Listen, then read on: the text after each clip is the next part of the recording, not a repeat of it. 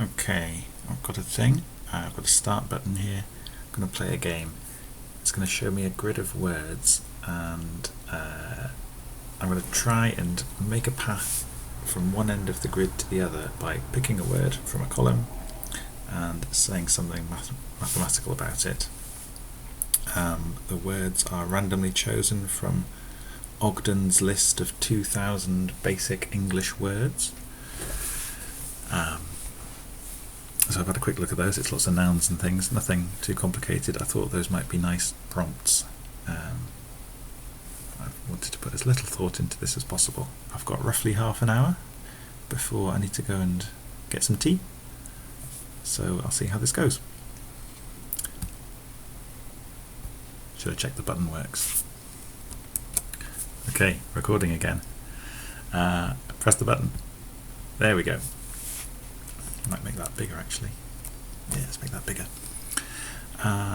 Okay, so I want to move from the left over to the right, so at some point I'm going to have to do something in each of these columns.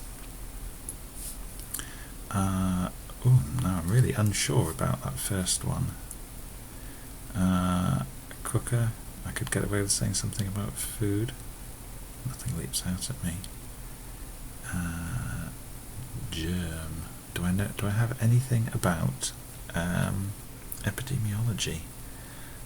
Over on the right hand side of the screen I've got my interesting esoterica collection, my big collection of papers and pages and collections that I've found along the way with maths things. I'm going to put the word germ in there and see if I've got anything. I don't think I do. So Sophie Germain Primes, that has germ in it. Doesn't look like. I have any of those. Do I have anything on viruses? No, I don't. Ecology. There's some epidemiology things there, but I don't think that's enough to do it. Let's just have a look at the rest of the words to see if I can get in the swing of this. There's a word there that says swing. Do I have anything about pendulums? Well, there's the famous thing about the most straightforward example of a chaotic system to describe, I suppose, is a double pendulum, where you have two rigid rods connected together. One end of one of them is attached to something, and they can sort of rotate around each other. And the motion of that is chaotic. Once you set it off swinging around, very small differences in exactly how it starts, either in position or its velocity, lead to very different results. And I'm going to guess, I think that Matt Henderson has done some good double pendulum drawings. There's millions of people done animations of these, and but I'm pretty sure Matt Henderson did a nice one. So there we go. So he's got a normal pendulum. There's just one thing. A double pendulum. It doesn't really show the chaotic behaviour. He's talking about ropes. That's no good. That's not the one I was thinking of. Alright, here we go. So, oh no, he says something simpler than the double pendulum. I've failed. I've tried to go too awkward.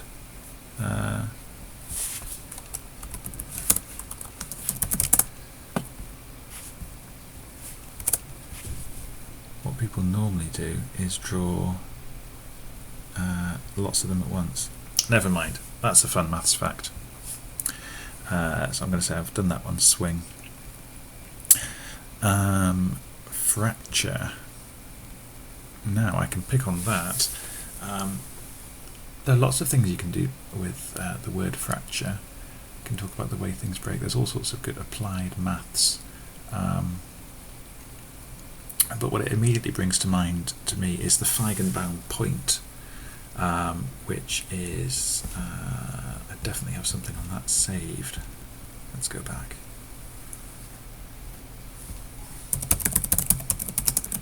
Should have checked that this is all recording properly before I set into it. I don't have that saved. Why not? Well, there's a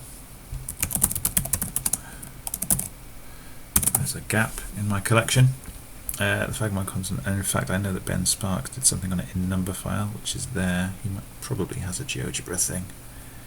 Knowing Ben. I want some good pictures. How do I go backwards on? I changed the multi-touch on this computer and I can't do it. Fragment constant, I'm going to go images. I just want a really good image.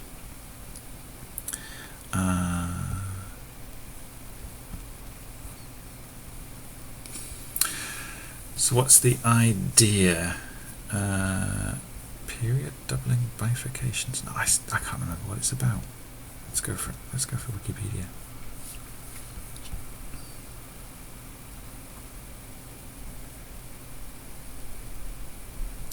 So a one parameter map, xi plus 1 is a function of xi, where it's a function parameterized by the parameter a. It's given by the limit blah blah blah blah blah blah blah. What's the actual function though, like Wikipedia?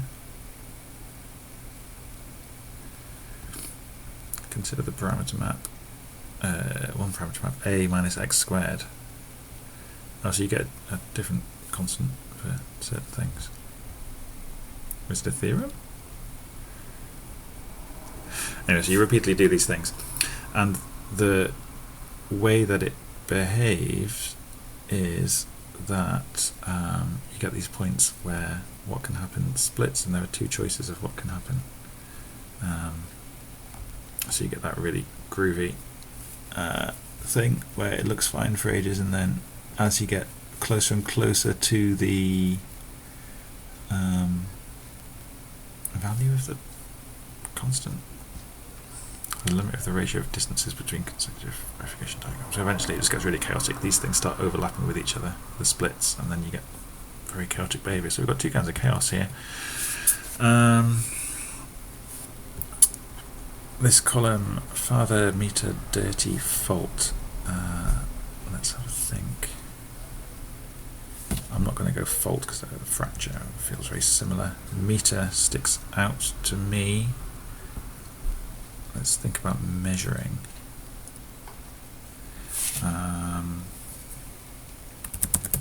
Metrics.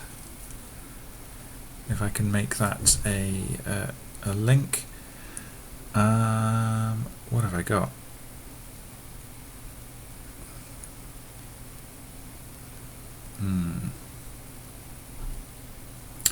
Now, what kinds of metrics are there? Well, there's the things like the taxi cab metric, and where you measure straight ups and straight acrosses instead of diagonals.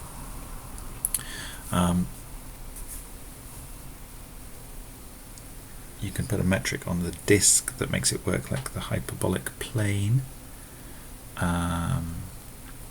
But should I get a bit more precise and talk about the meter, like the unit of measurement? Do I have anything on measuring?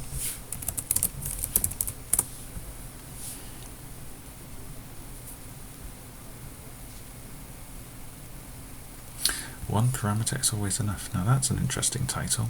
Does that have anything to do? We construct an elementary equation with a single real-valued parameter that is capable of fitting any scatter plot. Oh yeah, well, that's a really good one, but that's not really fitting the meter thing. I suppose something that you could talk about with units of measurement is how weird they are, and how arithmetic often breaks down dealing with different kinds of measuring. So meters as a unit, as lengths, work quite nicely if you consider a lengthy measure is always, it could be a positive real number. That's how we think about things. I would maybe go rational number.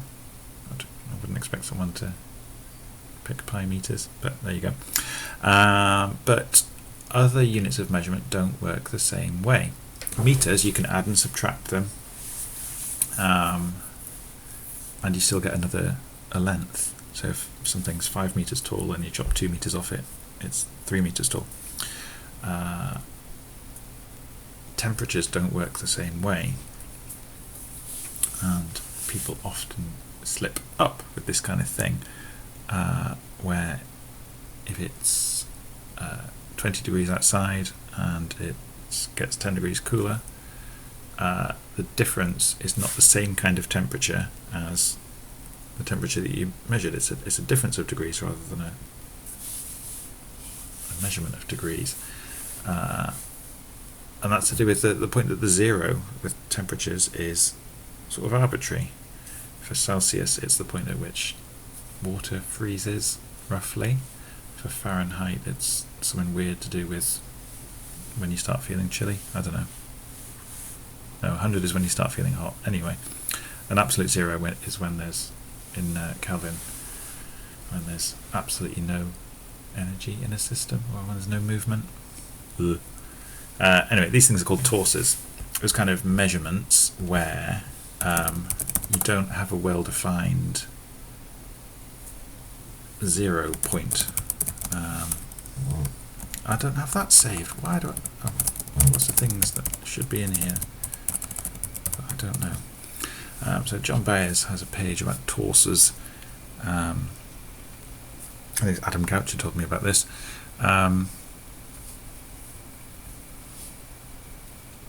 So it's measurements that you can take differences between, but you can't do any real arithmetic on the actual things. Like you can't multiply two temperatures together. You can multiply two lengths to get an area, but a square temperature doesn't make sense. Right, tick that. This column. I'm tempted to make a real leap with iron and say that iron is an element of the periodic table, and then talk about the periodic table of elements in the look and say sequence, because I was thinking about that recently. I might not do that. Weather, anything mathematical about weather? Tons.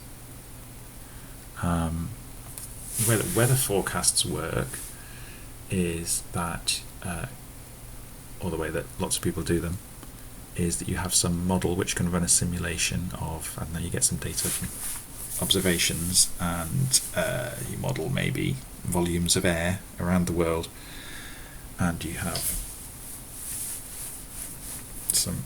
a dynamical system which says how they evolve over time, but it's very chaotic, and you do fluid flow stuff which we don't know a fixed form solution for, even if we did have perfect information. So you do Monte Carlo simulations. You pick slightly random parameters or slightly random results for things, and you sample from the space of things that it could end up being, and you try and come up with a probability. So you run this simulation loads of different times with different parameters and try and take an average of how things work. Yeah, so weather forecasting, that's an example of weird Monte Carlo simulation stuff. I'm going to tick that. I think I've done that. Right, last one, this first column that I got stuck on. We'll go with cooker. Oh, now I've thought about something to do with a cooker. Jim Prop, in Mathematical Enchantments is his column. Wrote something about cooking a turkey. No, I haven't got it.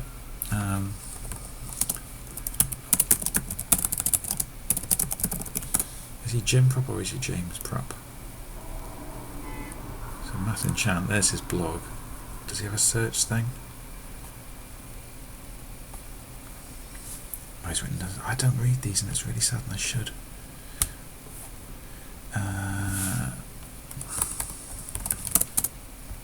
So dimensional analysis, I can remember the idea.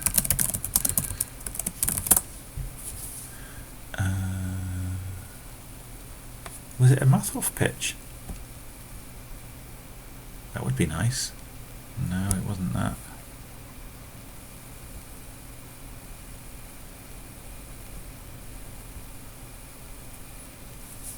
So the idea is you can work out how long you should cook a turkey for, or rather the formula for cooking a turkey in terms of its weight, purely by dimensional analysis, which is not actually measuring anything, knowing how long and wide and tall and heavy the turkey is, but just saying it has a weight, it has a volume, whatever, and the ratios and relationships between those measurements to work out how the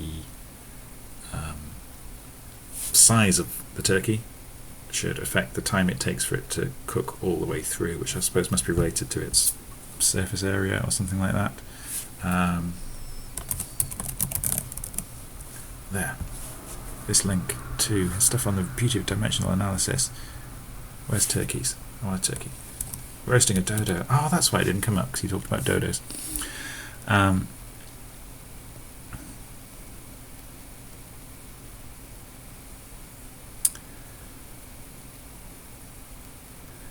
Bonner and McMahon called dimensional analysis physics made easy, but this is true only up to a point. Right, so he talks about there would be some kind of PDE which models how the heat gets through a turkey.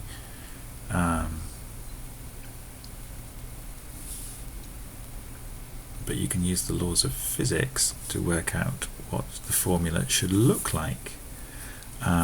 So you want to have as inputs the size of the bird, which is, you would measure in meters, it's a length. Conductivity, which has some units. He says mass times length divided by per temperature and per time cubed. Weird. Density, which is mass per unit volume, and specific heat, which again is some weird units of that. Anyway, you put all those together, and the only way that you multiply those together to get a time ends up with some formula. So you end up something up to a constant, what the cooking time is. So I suppose you just have to cook 2 turkeys to then work out what the constant is. So that's good. I'm going to tick that off. So that was 5 things across this board. I talked about some maths. If I was doing it to someone in front of me, I would maybe be talking a bit more detail, and maybe not do quite as much Googling and just try and talk from memory. But there we go.